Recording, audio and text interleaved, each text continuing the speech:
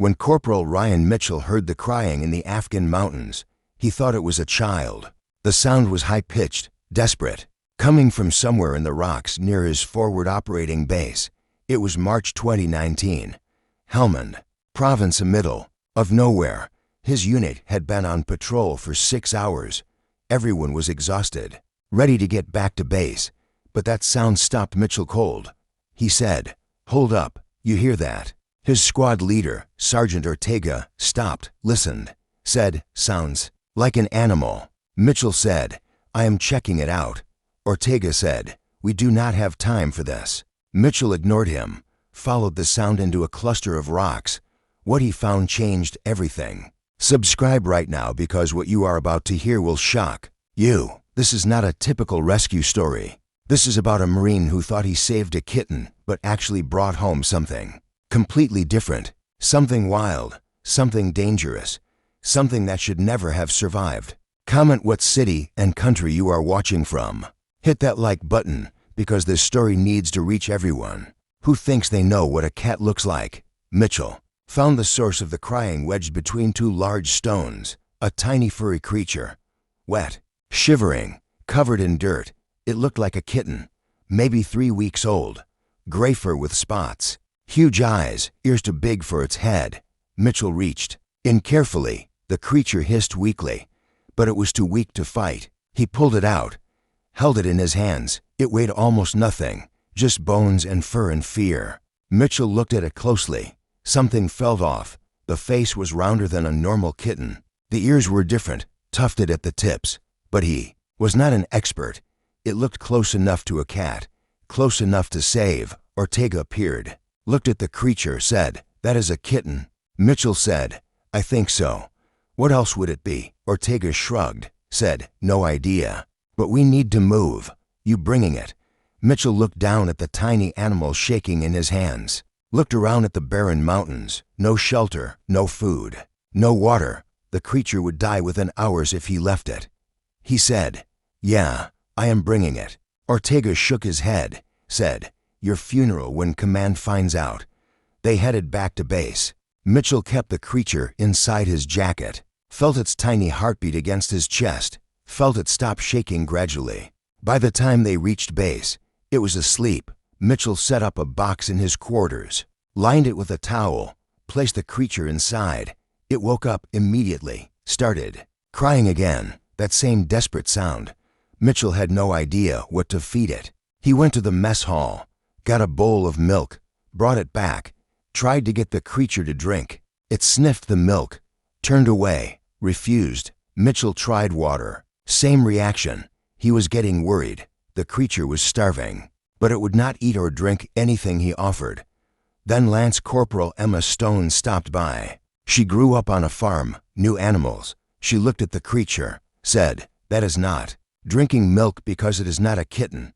Mitchell said, "What do you mean? It looks like a kitten." Stone knelt down, examined the creature more closely, said, "Look at the paws, look at the ears, look at the face structure. This is not a domestic cat. This is something else." Mitchell felt his stomach drop, said, "What is it?" Stone said, "I do not know exactly, but it is a wild cat species, probably a palace cat or maybe a sand cat. They are native to this region. They do not drink milk, like domestic kittens. They need meat, raw meat." Mitchell said, "Are you sure?" Stone said, "Positive. Get it some meat. Small pieces. See if it eats." Mitchell went back to the mess hall, got raw chicken from the cooks, cut it into tiny pieces, brought it back, offered it to the creature. The creature sniffed it, then attacked it, ate like it was starving, because it was. Within minutes, the meat was gone. The creature looked up at Mitchell, made a sound, not a meow, something between a chirp and a growl. Mitchell stared, said, "What have I gotten myself into?" He named the creature Scout, because he found it while scouting. Scout grew fast. Within 2 weeks, he doubled in size. Within a month, he was bigger than any domestic kitten should be. His fur became incredibly dense, thicker than anything Mitchell had seen. His paws were massive. His face remained round with those tufted ears, and his behavior was nothing like a cat. He did not purr. He made strange vocalizations, low rumbling sounds, high-pitched chirps. He hunted everything that moved, insects, lizards, even tried to hunt a scorpion once. Mitchell had to stop him before he got stung. Scout was fearless, aggressive, independent. He tolerated Mitchell but did not seek affection like a normal cat. He was wild, and he was getting wilder. Here's what you need to understand. Mitchell loved Scout completely, but he was starting to realize he made a massive mistake. You cannot domesticate a wild animal. You cannot take something born from mountains and survival and expect it to live happily in a military base. Scout was miserable, pacing his box constantly, trying to escape, making distressed sounds. Mitchell knew he should release Scout back into the wild, but he could not do it. Scout had imprinted on him. Scout thought Mitchell was his parent. Releasing him now would be a death sentence. Scout did not know how to hunt properly, did not know how to avoid predators. He was stuck between two worlds, too wild to be a pet, too dependent to survive alone. For months after the rescue, Scout was massive, easily 3 times the size of a normal cat. His coat was so thick he looked even larger. Mitchell took him to the base veterinarian for a checkup. The vet was a Navy lieutenant named Ramirez. He took one look at Scout and froze, said, "Where did you get this animal?" Mitchell said, "I found him in the mountains. Thought he was a kitten." Ramirez said, "This is not a kitten. This is not even close to a domestic cat. This is a palace cat, also called a mano. They are wild cats from Central Asia, endangered, extremely rare, and completely illegal to keep as a pet." Mitchell felt his blood go cold, said, "Illegal." Ramirez said, "You could be court-martialed for this. Keeping a wild endangered species is a federal offense. Plus this animal is dangerous. Palace cats are aggressive. They can seriously hurt you. Why did you not bring him to me sooner?" Mitchell said, "I did not know. I thought he was just a weird-looking stray cat." Ramirez examined Scout carefully. Scout hissed, tried to bite. Ramirez said, "He is healthy, strong, but he cannot stay here. He needs to go to a wildlife rehabilitation center." Mitchell said, "Where?" "We are in Afghanistan. There are no wildlife centers here." Ramirez said, "Then we contact an international organization. There are groups that handle situations like this. But you need to report this to your commanding officer immediately. This is not something you can hide." Mitchell left the vet clinic, feeling sick. He had saved Scout's life, but now Scout's life was going to destroy his career and possibly get Scout killed. That night, Mitchell sat with Scout. Scout was curled up in his box, eyes half closed. For the first time, he looked almost peaceful. Mitchell said, "I am sorry, buddy. I thought I was helping you. Turns out I just made everything worse." Scout opened his eyes, stared at Mitchell with those huge round pupils, made a soft chirping sound. It was the closest thing to affection Scout ever showed. Mitchell felt tears coming. He was going to lose Scout, one way or another, either to authorities who would take him, or to the wild where he would die. There was no good option, no happy ending, just consequences for a decision made with good intentions, but zero knowledge. 2 days later, Mitchell was called into his commanding officer's office. Major Price sat behind his desk, looked tired, said, "Corporal Mitchell, I understand you have been keeping a wild animal on this base." Mitchell stood at attention, said, "Yes, sir. I rescued what I thought was a kitten. Turned out to be a palace cat." Price leaned back, said, "Do you understand the severity of this?" Mitchell said, "Yes, sir." Price said, "I should court-martial you. This is a violation of multiple regulations. But Lieutenant Ramirez spoke to me, explained you genuinely did not know. So here is what is going to happen. We are contacting a wildlife organization in Kabul. They will take the animal. You will cooperate fully, and this never gets reported beyond this base. You get a second chance. Do not waste it." Mitchell said, "Thank you, sir." But inside, he was breaking. He was losing Scout, and there was nothing he could do about it. The wildlife organization arrived 1 week later. 2 specialists from International Wildlife Conservation. They brought a transport crate, sedatives, paperwork. They were professional, kind, but they were taking Scout away. Mitchell led them to his quarters. Scout was in his box, saw the strangers, immediately went defensive, hissed, growled, backed into the corner. One specialist, a woman named Dr. Amari, said, "He is beautiful, healthy. You did a good job keeping him alive. Most people would have killed him accidentally through improper care," Mitchell said. "What happens to him now?" Dr. Amari said, "We take him to our facility in Kabul. We assess his health. Then we work on rehabilitation, teaching him to hunt, to avoid humans. Eventually, if he is capable, we release him back into the wild." Mitchell said, "And if he cannot be released," Dr. Amari hesitated, said, "then he lives in a sanctuary. It is not ideal, but it is better than dying." They sedated Scout. He fought it, tried to stay awake, kept looking at Mitchell even as his eyes drooped. Finally, he went under. They placed him in the crate, locked it. Dr. Amari said, "You can visit if you want, once we get him settled." Mitchell said, "I would like that." They carried Scout out. Mitchell watched them load him into their vehicle, watched them drive away. Felt like someone ripped something out of his chest. Stone appeared beside him, said, "You did the right thing." Mitchell said, "Did I? Feels like I just abandoned him." Stone said, "You saved his life, twice. Once when you found him, again when you let him go. That is not abandonment. That is love." Mitchell tried to move on, focused on his job, his unit, his deployment, but he thought about Scout constantly, wondered if he was okay, if he hated Mitchell for giving him up, if he understood it all. 3 weeks later, Mitchell got an email from Dr. Amari. It included photos, Scout in a large outdoor enclosure, climbing rocks, hunting live prey, looking healthier than Mitchell had ever seen him. The email said, "Scout is thriving. He adapted to the rehabilitation program faster than expected. His hunting instincts are strong. We believe he has an excellent chance of successful release. Thank you for making the right choice." Mitchell stared at the photos, felt relief, felt pride, felt grief. Scout was going to be okay, but Mitchell would never see him again.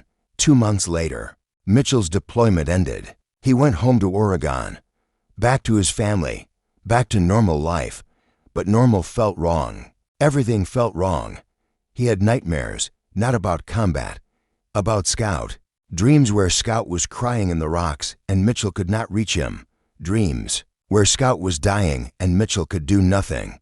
He started researching Pallas cats obsessively, learned everything he could, learned they were critically endangered, learned their habitat was disappearing, learned that fewer than 15,000 existed in the wild. He started donating to wildlife organizations every month, as much as he could afford. It felt like penance, like paying a debt he could never fully repay. 6 months after leaving Afghanistan, Mitchell got another email. Dr. Amari again. Subject line said, "Scout update." Mitchell opened it with shaking hands. The email said, "Scout has been released. We transported him to a protected reserve in the Afghan mountains, far from human settlement. We monitored him for 2 weeks. He is hunting successfully, avoiding humans, behaving like a wild Pallas cat should. We consider this release a complete success. You should be proud." Attached were photos. Scout in the mountains, barely visible among the rocks, camouflaged perfectly, looking exactly like he belonged there. Because he did. Mitchell closed his laptop, put his head in his hands, cried for the first time since coming home, not from sadness, from relief. Scout made it. Against all odds, he made it.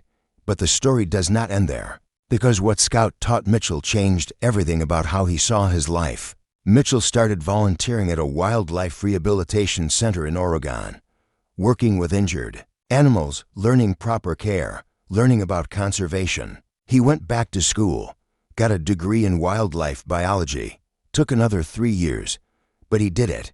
He wanted to be someone who could actually help, someone who knew what they were doing, not just someone with good intentions and zero knowledge. He wanted to be the person he wished he had been when he found Scout. In 2024, Mitchell got a job offer from International Wildlife Conservation, the same organization that took Scout. They needed field biologists in Central Asia, monitoring Pallas cat populations, doing conservation work It felt like fate. Mitchell accepted immediately. Moved to Kazakhstan. Started working in the same mountains where Scout was released.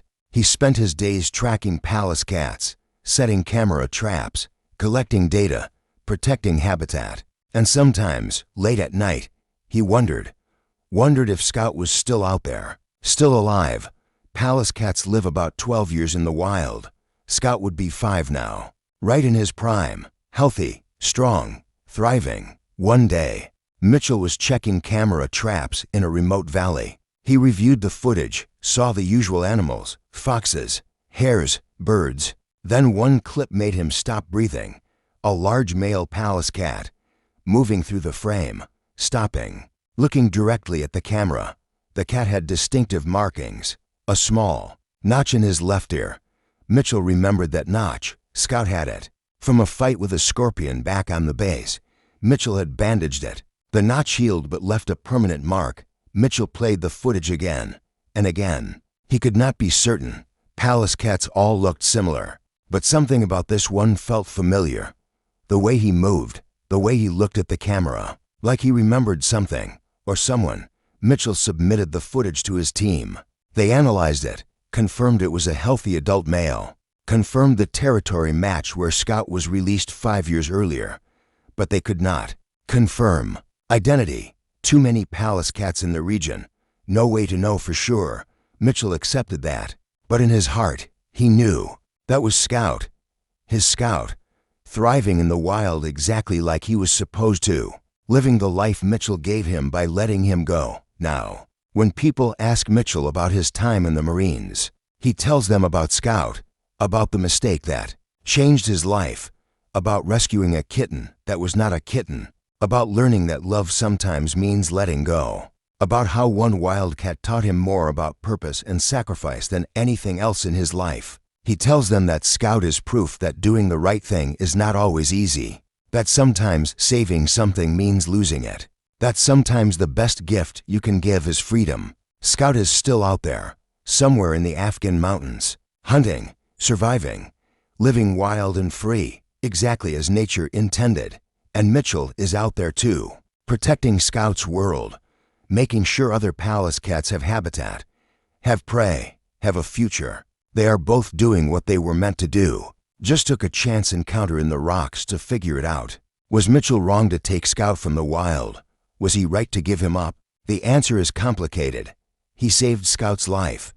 Then he saved it again by letting experts help. He made mistakes, but he corrected them. He learned. He grew.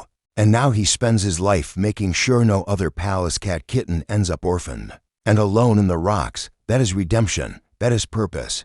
That is what happens when you let one mistake teach you everything. You tell me if that was worth it.